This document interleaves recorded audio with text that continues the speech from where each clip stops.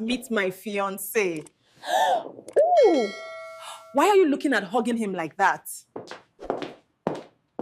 The day my life fell apart, I was wearing my favorite white dress. I remember that detail because it is the kind of thing your mind holds on to when everything else is breaking. Small, useless facts that sit in your memory like splinters you cannot pull out. White dress, gold earrings, the smell of Indomie noodles from the flat next door, the sound of Aphrodite playing from somewhere down the street in our estate in Lagos. My name is Sophia, and this is the story of the most painful and the most powerful season of my life. Bibi and I had been best friends since our first year at the University of Lagos. We met during a chaos of a registration queue, both of us sweating in the afternoon heat, both of us holding the wrong forms. We laughed about it, we went to the admin office together, we exchanged numbers. And from that day, she became the person I called first for everything: good news, bad news, 2 a.m. tears, and Sunday afternoon jollof rice. We graduated together, moved to Lagos Island together, hustled together. When I got my job at the marketing firm, Bibi celebrated louder than my own mother. When her relationship with her ex collapsed, I sat on her kitchen floor with her at midnight and held her while she cried. We were sisters, not by blood but by choice, which in many ways is the deeper bond. Then I met Toby. Toby came into my life the way good things sometimes come, quietly, without announcement. He was a friend of a colleague, present at an office birthday dinner I almost did not attend. He was not the loudest man in the room. He was not trying to impress anyone. He sat at the end of the table, eating his pepper soup and laughing genuinely, and something in my chest said, "That one." We dated for 11 months before he proposed. Nothing dramatic, just a quiet evening on the rooftop of the restaurant where we had our first proper date. A simple ring and the most honest words a man had ever said to me. "Sophia, I do not have the most money right now, but I have the most respect for you, and I am asking you to build with me." I said yes before he finished the sentence. Of course I told Bibi first. She screamed so loud on the phone that my neighbor knocked on my wall. "I need to meet him properly," she said. "When? This weekend? I will cook. I will wear something nice. Sophia, God has done it for you." Her excitement was so warm, so loud, so full that I felt guilty I had not introduced them sooner. So I planned a Sunday afternoon at my flat. Jollof rice, pepper chicken, chilled drinks. I cleaned the house. I wore my white dress. I was happy in a way that felt too big for my body. Toby arrived at 1 p.m. Bibi arrived at 1:15 p.m. in a yellow off-shoulder top and tight jeans, her hair freshly done, her perfume announcing her before she walked through the door. I introduced them. I watched them shake hands. I watched Toby smile politely, the way he smiles at everyone. I watched Bibi smile back, and then I went to the kitchen to plate the food. I was gone for maybe 7 minutes. 7 minutes. When I came back, they were already deep in conversation about a music show they had both apparently attended months earlier. The laughter between them was the easy laughter of people who have found an unexpected connection. Something shifted in my stomach, quietly, the way a stone shifts at the bottom of a river. You cannot see it, but the water above changes direction. I sat down. I smiled. I served the food. I told myself it was nothing.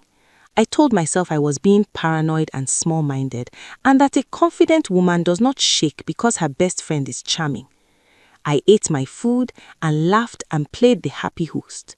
But that quiet shift in my stomach, it never settled back into place. Before we continue, if you love real, deep Nigerian stories that hit where it hurts and where it heals, subscribe to this channel right now and turn on the notification bell. You do not want to miss what happens next. The changes in Toby were not dramatic at first. They were small. The kind of small that a woman who is not paying attention would miss entirely. But I have always been a woman who pays attention. It is both my gift and my burden. His phone started going face down on the table when I visited. He started picking calls in the bathroom. He became slightly distracted during our dinners. Not rude, not unkind, just somewhere else, like a man whose mind had a second window open. I noticed all of it, and I filed it away. I did not react. I watched. Then one Friday evening, I called Bibi to talk about something completely unrelated, a work problem I was having with a difficult client. She did not pick. I called again, nothing. I sent a voice note. She replied 2 hours later with a short text. Was in the middle of something. Will call tomorrow. She did not call the next day. Bibi, who had never gone 24 hours without calling me in 5 years, did not call. I called her. She was breezy and slightly distracted and cut the call short after 10 minutes, saying she had somewhere to be.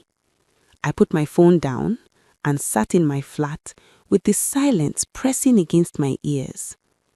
That weekend, I went to visit my older sister, Mrs. Tina, Toby's colleague's wife, and one of the sharpest women I know. Mrs. Tina is 41, has seen things, and has a radar for nonsense that no piece of technology can compete with. I did not go to tell her what was happening. I went just to be around someone solid. But she looked at me the moment I walked through her front door and said, "Sophia, what is wrong with you? You look like someone who has been swallowing something." I sat down on her sofa, and before I could stop myself, everything came out. She listened without interrupting. Mrs. Tina never interrupts. She just watches you with those eyes that make you feel like she is reading text that is written somewhere behind your face. When she finished, she was quiet for a moment. Then she said, "When you introduced this Bibi to Toby, what was she wearing?" I blinked. A yellow top. Was her hair done? Yes. Was she wearing perfume? I paused. Yes, a lot of it actually. Mrs. Tina nodded slowly, the way someone nods when information has confirmed what they already suspected. "Sophia," she said carefully, "a woman who is going to meet her best friend's fiancé for a casual Sunday lunch does not do a full hair appointment and drown herself in perfume. That is not how we dress for our sisters. That is how we dress for an audience." The words landed in my chest like a stone dropping into still water. Slow, heavy, spreading outward. "You think," I started. "I am not saying anything," Mrs. Tina said. "I am saying watch, quietly. Do not confront, do not accuse, do not let either of them know you are watching. Just watch." I drove home that evening and I replayed every interaction since that Sunday in my mind. Every detail I had smoothed over, every instinct I had silenced. And then I opened my Instagram, not Bibi's, not Toby's, but a food blogger we both followed. And I found it. A story post from a restaurant on the island. A wide shot of a Sunday brunch, people in the background, nice lighting. In the far right corner of the picture, slightly blurred but completely recognizable, a yellow off-shoulder top, and a man in the burgundy shirt Toby had been wearing last Sunday when he said he was going to see his friend Fred. My hands went completely cold. I screenshot it. I closed the app. I set my phone down on the table and I sat there in my white dress, the same white dress I had not even changed, and I breathed. In, out. In, out. And then I made a decision that would change everything. I would not cry. Not yet. I would get every single piece of evidence first, so that when the confrontation came, it would be airtight and they would have nowhere to run. I became a different kind of quiet after that. Not the quiet of a broken woman, the quiet of a focused one. I started doing things I never thought I would do. I created a fake Instagram account and I followed Toby. Nothing. His page was private and sparse. I followed Bibi's close contacts, the peripheral people in her circle that I knew but was not deeply connected to. I watched. I listened between lines when people talked. And then Fred told me everything. Not intentionally, not even knowing he was telling me anything. Fred is Toby's closest friend, a funny, oversharing, good-hearted man who absolutely cannot keep information inside his body for more than 48 hours. Toby loves him dearly, precisely because Fred is loyal, just not silent. Fred called me on a Wednesday to ask if Toby and I were having problems. "Why are you asking?" I said carefully. "It's just," Fred hesitated, "there's this girl that has been calling him. Toby told me she's your friend and that it's nothing serious, that she just needed his advice about something. But Sophia, I've seen the way he talks after those calls. That's not how a man talks after a call about nothing." I kept my voice completely steady. "What is her name, Fred?" Silence. "Fred?" He called her B. I closed my eyes. "Thank you, Fred," I said. "Oh, Sophia, I don't want to cause..." "You didn't cause anything. You just confirmed something. Thank you." I ended the call. And now I had the full picture. Bibi had gotten Toby's number from my phone. She had used mine to call her network provider one evening at my flat, months before I even introduced them officially. She had called him days after that Sunday lunch and introduced herself as someone concerned about my emotional health, telling him I had been experiencing serious anxiety and that he needed to understand some things about me before he committed further. She had used my name as a door. She had walked through it and locked it behind her. What broke me was not just the betrayal. It was the architecture of it, the planning, the patience, the way she had sat across from me hundreds of times at my dining table, in my car, on video calls, while building something designed to hollow out my life.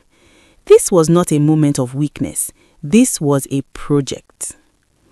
I drove to Bibi's apartment on a Thursday evening without calling ahead. I had the screenshot. I had Fred's words still fresh. I had 11 months of small overlooked details arranged in my mind like evidence on a table. She opened the door in a house robe, surprised. I walked in without being invited and I sat down.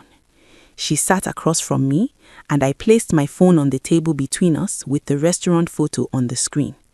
The room went very, very quiet. Bibi looked at the photo, then she looked at me. And I saw her, the real her, the calculating her, doing a rapid, silent calculation, deciding how much to admit, deciding which version of sorry might work. "Sophia," she startled. "Do not," I said, my voice was even, "do not perform for me. I have known you for 5 years. I know what your real face looks like, and I know what your performance face looks like. Right now, I need the real one." She looked at me for a long time, and then she dropped the performance. She told me she had always felt like she was standing in my shadow, that I got the better job, the better relationship, the better life, and that sitting next to me always made her feel invisible. She said she did not plan it from the beginning, but when she met Toby and felt how he looked at her during that first conversation, she told herself she deserved it too. That for once, she should take the thing instead of watching me have it. She said it almost calmly, like she was reading a report. I stood up. I picked up my phone. I said quietly, "You just told me that you destroyed 5 years of sisterhood because you felt invisible next to me. And you chose this. You chose to take instead of build." She opened her mouth. "Bibi," I stopped her, "I hope it is worth it. I genuinely do. Because I promise you, I am done with you. Not in a dramatic way, just done. Completely and finally done." I walked out. I drove home, and then I sat in my car in my parking lot and I cried, properly, deeply, from a place below my stomach for the first time since this whole thing began. I cried for the friendship. I cried for the version of myself that trusted so completely. I cried for the Sunday afternoons and the midnight phone calls and the 5 years of what I thought was sisterhood. When the crying stopped, I sat up. I wiped my face and I thought about what came next. Not about them, about me. Mrs. Tina called me the morning after my confrontation with Bibi. I do not know how she knew. Maybe Fred had spoken to her husband, maybe the Lagos grapevine had already started moving. But she called me at 7 in the morning and the first thing she said was, "You cried last night. Good. Now we talk about the next move." I almost laughed. Almost. I went to her house that Saturday. She made me tea, the kind with ginger and lemon that she always says is for people who need their mind cleared. We sat in her living room with the windows open and the morning Lagos air coming through. And she said something that I wrote down in my notes app immediately. "Sophia, people like Bibi operate on one assumption, that your happiness depends on the same resources they are competing for. Toby, social status, being seen. What she does not know is that a woman who decides to compete with you on a different level entirely becomes impossible to defeat." She leaned forward. "Your pain is capital. What are you going to build with it?" I had been working at my marketing firm for 3 years. I was good at my job, genuinely good. But for 2 years, I had been sitting on a business idea that I kept postponing because I was comfortable, and comfortable is the enemy of extraordinary. I had the skills to run a full social media and digital branding agency. I had the contacts. I had the knowledge. What I had been missing was the fire. The betrayal gave me the fire. I resigned from my job on a Monday morning 6 weeks after my confrontation with Bibi. My boss thought I was reacting emotionally to personal stress. I smiled and thanked him for everything. I walked out of that office building with my box of personal items and my heart rate was completely steady. I registered my business. I called it Luminary Creatives. Mrs. Tina became my first client. She connected me to 3 others in her network. I worked from my flat, then from a shared workspace in Victoria Island. I slept 4 hours some nights. I ate badly for a period. I had moments at 2 in the morning where I sat on my kitchen floor and wondered if I had made a catastrophic mistake. But I kept going. I kept going because the alternative was to make Bibi's decision about me the final word on my story. And I refused. I absolutely refused to let the worst thing someone had done to me become the ceiling of my life. Within 2 months, Luminary Creatives had 5 paying clients. Within 3 months, we had landed a campaign for a fashion brand that got picked up on Twitter and earned over 400,000 impressions in a week. I still was not posting about the business publicly. I was building in silence. Heads down, focused, rooted. But Lagos talks. Lagos always talks. And the news reached Bibi through the networks we used to share. I know it reached her because she sent me a message. Not an apology. Bibi was never truly the apologizing kind. She sent a message that said, "Sophia, I heard about your agency. Congratulations. You always had it in you." I read it. I did not reply. Then Toby reached out. He called me, not texted, which told me he wanted to hear my voice, wanted a real conversation. I almost did not pick up. Then I decided I would because I was no longer afraid of that conversation. Fear had left my body weeks ago. "Sophia," he said, "can we meet?" "Why, Toby?" Silence. Then, "Because I made the worst decision of my life and I think you deserve to hear me say it to your face." I agreed to meet him, not because I wanted him back, not even close, but because I am a person who believes in closing chapters cleanly, and that conversation deserved a proper ending. We met at the same restaurant where he had proposed. He looked like a man who had not been sleeping well. He told me Bibi had ended things 2 months in, She had met someone with more financial promise and had moved on with the same casual efficiency with which she had moved in. He said it with no self-pity, just the flat, tired acknowledgement of a man who understood exactly what he had been to her. She was never there for me, he said. She was there for the version of me she thought I could become. I nodded. I was there for you, the actual you, and you traded that. He had nothing to say about that because it was simply the truth. And truth, when spoken clearly and without cruelty, does not need a response. It just sits in the room until everyone in it finally accepts it. 6 months after the Sunday that broke my life open, I was sitting in a glass-walled boardroom in Victoria Island, presenting a full digital marketing proposal to a panel of 4 executives from one of Lagos's fastest-growing lifestyle brands. I was wearing a navy blue blazer and my favorite gold earrings. Not the white dress. I had retired the white dress. This was a different Sophia. Same gold earrings, completely different ground beneath her feet. I gave the presentation without a single tremor in my voice. Every slide was crisp. Every figure was accurate. Every strategy was backed by real data from the campaigns we had already run. When I finished, the lead executive, a woman in her 50s with natural grey locks and the energy of someone who had built things with her bare hands, looked at me and said, "How long have you been running this agency?" 6 months, I said. She raised her eyebrows slightly. "And you have this level of output in 6 months?" "Yes, ma." She looked at the proposal one more time. Then she looked at me. "We will call you by the end of the week." They called me on Wednesday. They signed the contract on Friday. I called Mrs. Tina from the car park. I could barely speak. "I knew," she said simply. "I knew from the day you walked into my house with that look on your face, and I saw what was underneath it. Strength. Unprocessed and angry, yes, but strength." I drove home and I cooked myself a proper meal for the first time in weeks. Jollof rice, fried plantain, cold juice, and I sat at my own dining table in my own flat that I had built with my own work, and I ate alone, and I was not lonely.